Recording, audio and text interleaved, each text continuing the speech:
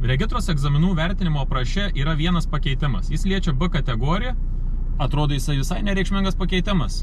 Ar tikrai jis toks nereikšmingas ir kodėl apie jį nekalba, galim panagrinėti. 3.2 punktai yra kalbama, kad nedaugiau kaip 2 kartus įjungęs atbulinės jėgos pavarą pastatyti transporto priemonę į paženklintą arba nepaženklintą ne mažiau kaip 6 metrų ilgio, kai ilgis apribotas stovėjimo vietą dešinėje lygiagrečiai važiuojamosios dalies šalia gatvės krašto.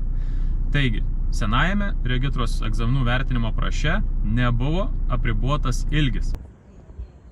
Turime dar vieną stovėjimo vietą, kuri yra apribota. Ir ką mes turim? Matuojam nuo pradžios ir turim 4 metrus 87, tai netgi toli iki 6 metrų.